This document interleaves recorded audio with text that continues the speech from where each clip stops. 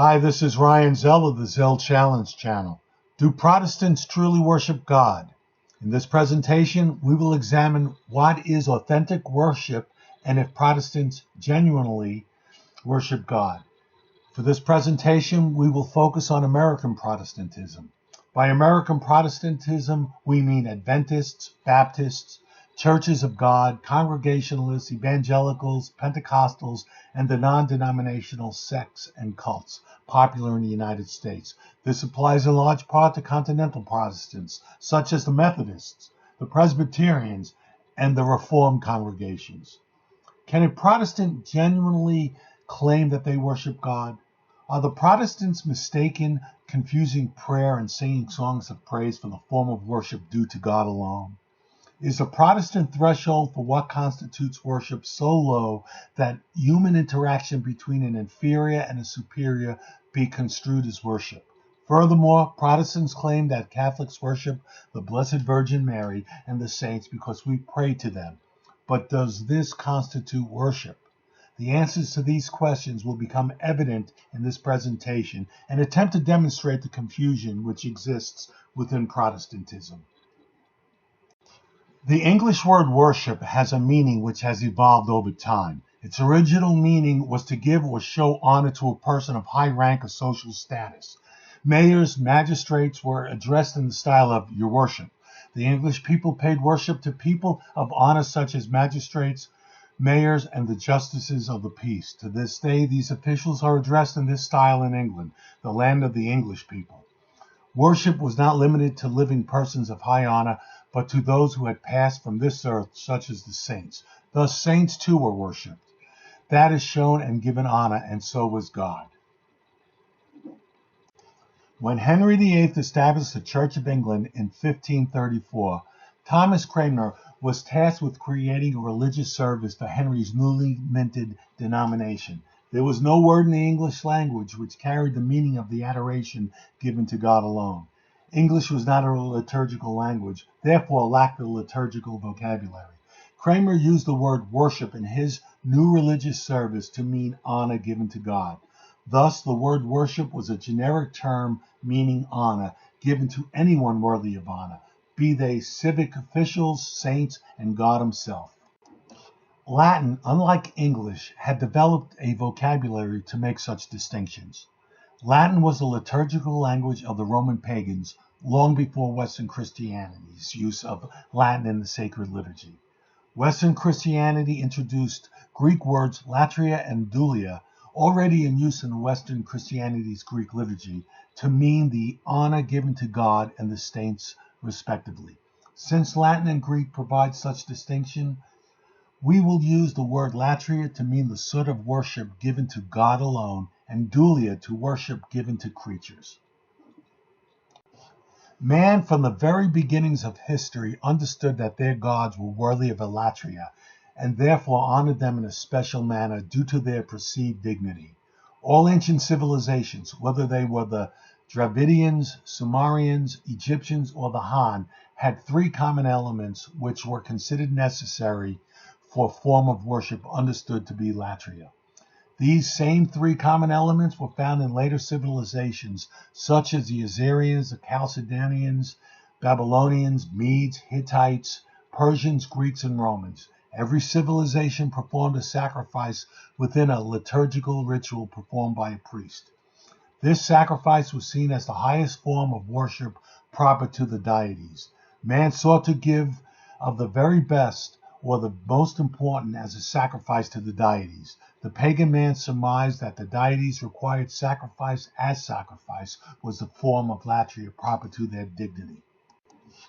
God created within man a God-sized hole in the human psyche, which he alone could fill.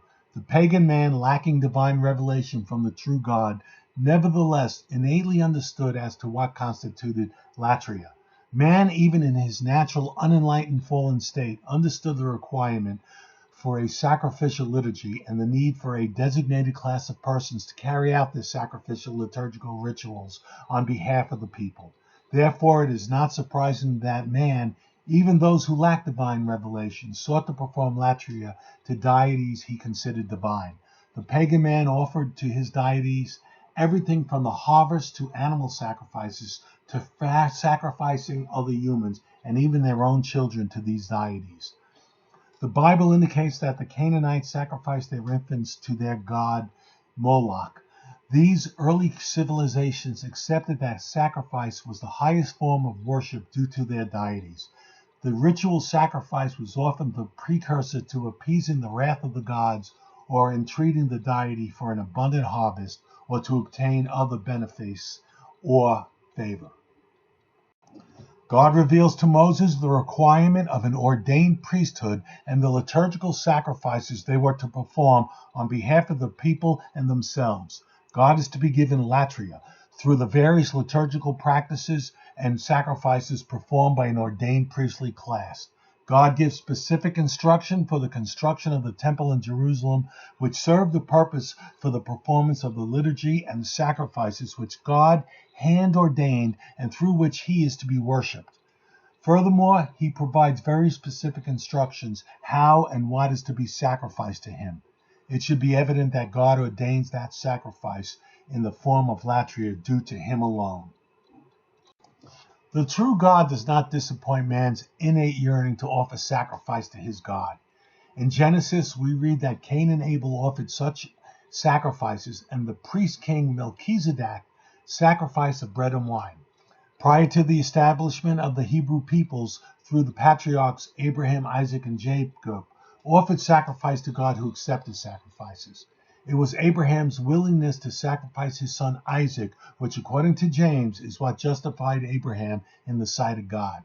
It is thereupon that God makes the covenant with Abraham, which leads to the Israelites becoming the chosen people, privileged to bring forth the Messiah, the Christ, and through him salvation to the Gentile peoples of the world. Every covenant between God and his people required a sacrifice to enter into that covenant. The covenants with Noah, Abraham, and Moses required the burnt offerings be made to him. The centrality of sacrifice being offered to God is a poignant theme throughout the Old Testament. When Israel makes sacrifices to the strange gods of the neighboring tribes in violation of the covenant, God chastises his people through death, war, famine, and pestilence. Consummation of the sacrifice made to these deities were likewise punished. There are no gods beside him, and sacrifice was due to him alone, and he jealously guarded this prerogative. He was their God, and they were his people, and therefore they were not permitted to perform Latria to any other deities but to him alone. All the members of the early church, that is, the apostles and disciples and the congregation, were Jews. As Jews, they understood that the liturgy was the expression of public corporate worship through which Latria is given to God. The Sacred Liturgy is the highest form of corporate religious ritual which is most pleasing to God. Giving Latria to God is central to the sacrificial liturgical ritual commonly known as the Mass. The Sacred Liturgy is work of God performed on behalf of his church, to which his covenanted people belong. Therefore, correctly understood, it is God who is the principal participant in the Sacred Liturgy. The early church was liturgical and followed a prescribed order of rituals and prayers which constituted the two parts of early church sacred liturgy. The liturgy of the Word, known then as the Syntaxis, and the liturgy of the Eucharist.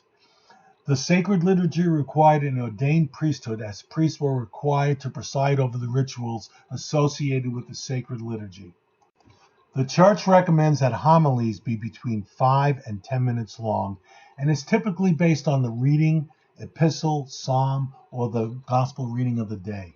A weekday Mass may not feature a homily, as it is non-essential to the liturgy. The Sacred Liturgy is less focused on sermonizing to the congregation, as that is not the focus of the liturgy. Further, the focus of the liturgy is the liturgical sacrifice, prayer, and adoration. The congregation's response is one of reverence to liturgical events, given to God, adoration due to him as he performs his work for his church and invites her members into communion with him.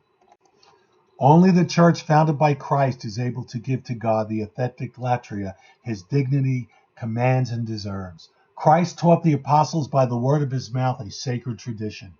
The apostles received this sacred tradition, and together with the written scripture comprises the deposit of faith. The liturgy born out of this deposit of faith, as given by the apostles to the church, as the covenanted church to which the new covenant belongs, she alone has been compelled by God to give Latria to him in a very specific manner. This manner has always been the liturgical sacrifices and has an ordained priesthood to perform the rituals associated with this liturgical sacrifice. When Christ and his apostles established the church, the sacrifice of the new covenant replaced all other forms of sacrifices made to God. The priestly sacrifice of bread and wine, which was the sacrifice performed before the Holy of Holies in the inner sanctum of the temple, was a prefigurement of this greatest sacrifice of the new covenant. This new sacrifice is further prefigured in the Melchizedekian sacrifice, which is understood to have theophanic qualities within Judaism. This sacrifice of the bread and wine now becomes the sacrifice unto the end of time, and the sacrifice of these elements become the new covenant between God and man. Partaking of this eternal sacrifice is the objective sign of being a member of the covenanted people, the family of God, who are the recipients of the promises of Christ. Conversely, not partaking in this sacrifice is an objective sign that one is not counted among the elect, the people of the new covenant. Sacrifice is the highest form of worship, and this form of worship is due to God alone, to the exclusion of all other beings. Offering a sacrifice to any other being is always considered idolatry, the act of taking from God what rightly belongs to him and giving it to another.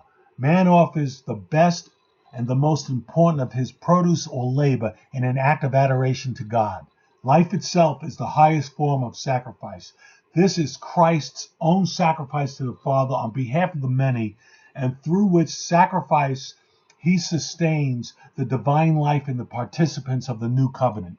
Bread and wine, symbolizing food and drink, required to sustain human life, is offered by church's own act of participation in the sacrifice of the new covenant. For an offering to be considered a sacrifice, the object which is sacrificed must undergo transformation or be destroyed in the process of the sacrificial act. This is true of any of the sacrifices of pagans, and the Israelites of the Old Covenant and the Catholics of the New Covenant. The priest sacrifices to God bread and wine on behalf of the congregation. Christ changes the substance of the elements of bread and wine, and what remains are merely accidental appearances of the elements. Substantially, the bread and wine offered as sacrifice by the priest now become the body and blood of Christ in his glorified state, commemorating the Christ's sacrifice on the cross and events of the Last Supper, in which he gave his body and blood under the guise of bread and wine as sustenance to his apostles. The human contribution to the sacrifice is transformed into Christ's own sacrifice, which then is consumed by the members of the new covenant, offered for the remission of their sins.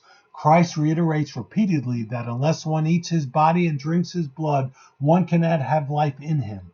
The sacrifice of bread and wine constitutes a true sacrifice, which is transformed into the true sacrifice of Christ, made present on the altar. This is the new and everlasting sacrifice offered unto the end of time. Christ calls his faithful into communion with him by the consumption of his body and blood, through which he sustains the members of his church and takes up residence within them. Far more than a personal relationship, communion is a union with Christ. It is through the divine liturgy that we enter into this one sacrifice of Christ and thus become partakers of the divine nature. This is how we worship in spirit and in truth. Hebrews 10:14 tells us, "For by a single offering he has perfected for all time those who are sanctified." The context of Hebrews 10:14 shows that this passage is about the objective priestly work of Christ. Every other priest, writes the author, has to repeat what he does over and over again. Christ does not have to repeat his sacrifice. His priestly work is completed in the one sacrifice of himself. So when you read the term "for all time," you should understand it in this way. By this one sacrifice, Christ has once and for all made complete atonement for those who are being sanctified. That is the sense in which he has perfected us, and that is the sense in which this perfection is for all time. The verse is not teaching that everyone for whom Christ died is already perfected with respect to the application of Christ's work, because it is not referring to the application of redemption, but to the procurement of redemption. The ordinary means by which the effect of Christ's sacrifice comes to us is through the sacraments he has established. This is how his redemptive work is applied to us. The word priest has been reserved through usage to those persons who offer ritualistic sacrifices. It is therefore correct to refer to the many pagan clergy as priests, as they offered sacrifices to their deities. Historically, none of these pagan clergy would be referred to as a parson, pastor, preacher, or minister. They are always called priest. The word priest traces its etymology from Old English priost to the Low German prester, to the Latin presbyter, and ultimately to the Greek presbyteros. Christ is never referred to as the parson, pastor, preacher, or minister. Christ is the high priest, for he offered himself as the sacrifice of the new covenant to the Father for the salvation of mankind. In Judaism, there existed an ordained priesthood, and each priest was able to trace his ordination to one of Aaron's 24 sons. Their hands were consecrated to perform the various sacrificial liturgies in the Temple of Jerusalem. Similarly, in Catholicism, the priest's hands are consecrated for the purpose of offering the sacrifice of bread and wine. The bishops who ordained the priests are successors to the apostles. Through the ritual of ordination, the Jewish and Catholic priests were conferred the ability to offer liturgical sacrifice. The Catholic priest shares in the ministerial priesthood of Christ and acts in his person when offering the elements and uttering the words of consecration as Christ did at the Last Supper. Christ, acting through his priests, makes present his sacrifice of the new covenant. The Bible and the sacred tradition reveals that there existed an ordained priesthood in the early church. The apostles held the office of a bishop. Other ministerial office was that of the presbyter, we call priest, and the deacons. The apostles consecrated individuals to these offices by the laying on of hands. The sacred liturgy could not be offered without a validly consecrated priest offering the sacrifice and praying the words of consecration over the sacrificial elements. Without an ordained priesthood, there is no valid sacrificial liturgy nor a valid sacrifice. A validly ordained priesthood is necessary for both the liturgy and the sacrifice offered by Christ. Without a priesthood, there can be no liturgy nor a sacrifice, and without a sacrifice, there is no requirement for an ordained priesthood. How do Protestants give God the form of worship which qualifies as Latria? The first question must be posed to the Protestant is, does your particular Protestant denomination, sect, or cult possess a validly ordained priesthood? To answer this question in the affirmative, the Protestant must be able to provide objective evidence that his denomination, sect, or cult's bishops can trace their chain of priestly ordinations to the apostles, which is commonly referred to as apostolic succession. If this is not possible, then a validly ordained priesthood does not exist. Not a single Protestant denomination, sect, or cult can trace itself back to the apostles. None of the original churches, that is the Catholic, Eastern Orthodox, Oriental Orthodox, or churches of the East, consider Protestantism to have valid holy orders, or do Protestants other than the Anglicans and thereby Episcopalians claim valid apostolic succession. All apostolic churches have declared the invalidity of the Anglican priesthood, as Kramer Reformed Liturgy claimed the intent of the episcopal ordination. Without a valid priesthood, the Protestants cannot offer a liturgical sacrifice, nor do most claim to, merely regulating the communion service to a memorial or symbolic ordinance. There are Protestants who will claim that each believer is now a priest. However, this ignores the ministerial priesthood, which existed in the early church, as these priests offered the liturgical sacrifice. Furthermore, if every believer was a priest, One has to account for the office of the deacon, as these deacons did not offer the liturgical sacrifice, but took care of the needs of the members of the church. American Protestant so-called worship service is not much different from what can be considered a Sunday school or a liturgy of the word or a Bible study. The primary purpose of the service is instructional and meant to edify the congregation. The pastor explains to the congregation what is his opinion in the meaning of the Bible passage and perhaps how it is applicable to the lives of the members of the congregation. Due to the sermon being central to the Protestant service, the oratory skills and charisma are necessary in order to keep the congregation engaged. Since there is a great reliance placed on the particular preacher's opinion, many Protestants are given to church shopping, finding a preacher who shares their own opinion. Of course, if a congregation which does not share his opinion, he is free to share and start his own congregation and begin preaching his own opinion. Due to the vast plethora of opinions which can vary from one preacher to another, there is much diversity in belief and doctrine, even within a particular denomination or cult or sect. It then becomes incumbent on the Protestant to find a church which reflects his own opinions and finds engaging and interesting. Due to this church shopping prevalent among American Protestants, Protestant denominations and sects do not typically form community parishes, but draw people from a large geographic area who come to hear the preaching of a particular charismatic preacher. The singing of songs and the extemporaneous prayers offered are ancillary to the sermon, which is typically 20 to 60 minutes long. More thought is given in choosing which songs are to be sung at the service than what is to be prayed. Many Protestants believe in impromptu prayer, which they believe to be prompted by the Spirit, rather than formulaic or ritualistic prayer, which they believe to be the profane and vain babblings which Paul warns Timothy against. Oftentimes, the Protestant will claim to have a personal relationship with Christ and coming to know of him through the Bible. The absurdity of such an objectively silly claim can easily be demonstrated by asking the question, can you have a personal relationship with Julius Caesar, Genghis Khan, or Napoleon by reading their biographies? No. One comes into a personal relationship by reading a book, or else everyone who has read and understood Tolkien's Hobbit has already established a personal relationship with Bilbo Baggins. As laughable as this proposition is, this is the substance of the Protestant claim. The Protestant will always provide his own subjective, unverifiable feelings that he has a personal relationship with Christ, but without verifiably partaking in communion with Christ, which is the objective sign of such a possibility.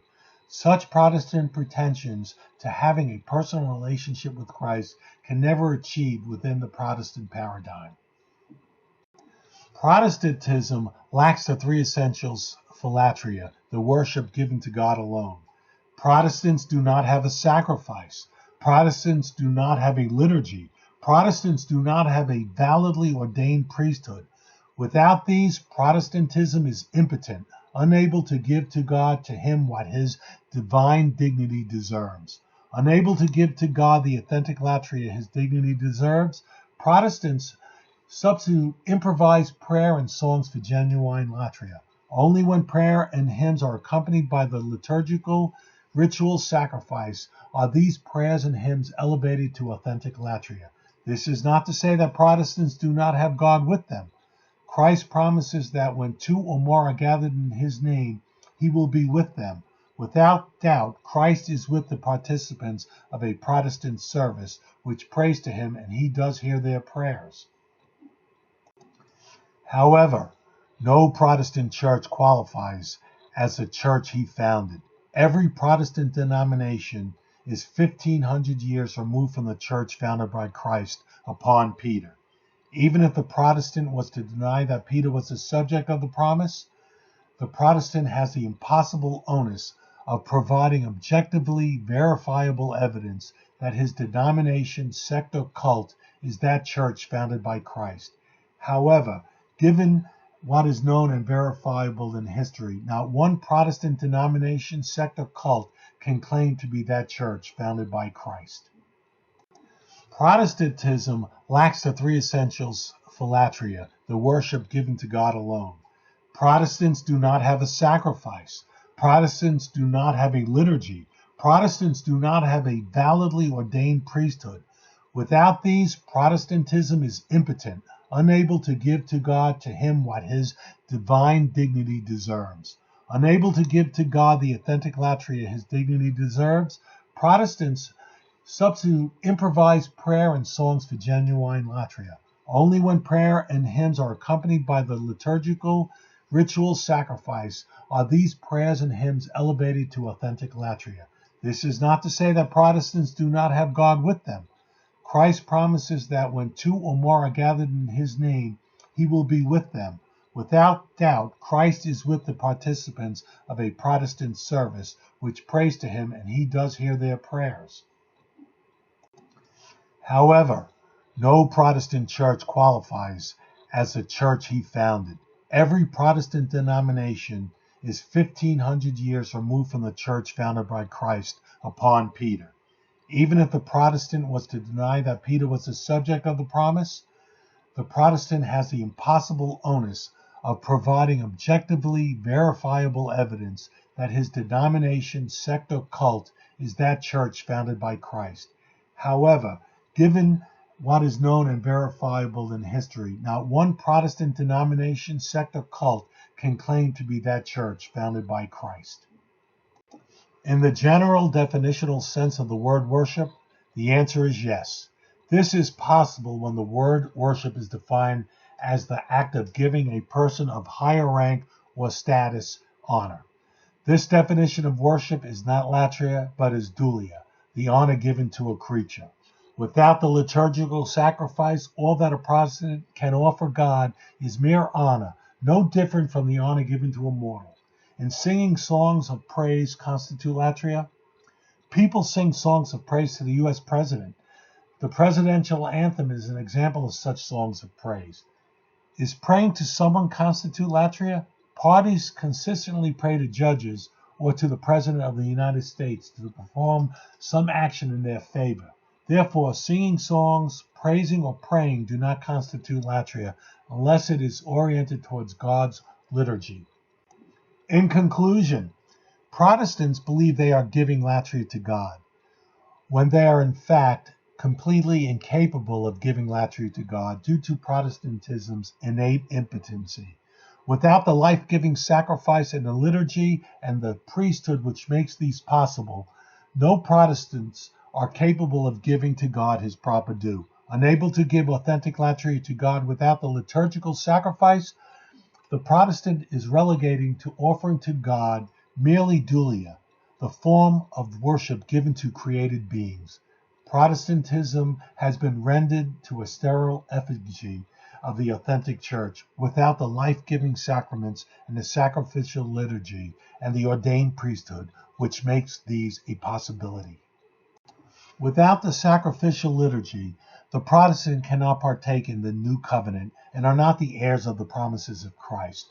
Given that the Protestant does not partake in the objective sign of the new covenant, which is sacrifice and the consumption of the body of Christ and the drinking his blood, they do not have life in him and are not counted among the elect. Without being able to commune with God by partaking in the Eucharist, the Protestant can never establish a personal relationship with Christ, which they claim they have. Therefore, one can conclude that Protestantism is an inauthentic expression of the Christian faith. Due to the very low threshold of what constitutes worship within Protestantism, Protestants are habituated to claiming that Catholics worship saints and the Blessed Virgin. The inability of Protestants to give to God what is latria leads the Protestant into confusing mere honor with that of latria, which leads to Protestants dishonestly claiming that Catholics worship in the sense of the meaning of latria to the Virgin Mary and the saints. Please consider subscribing to this channel and engage in the conversation by commenting. God bless you all.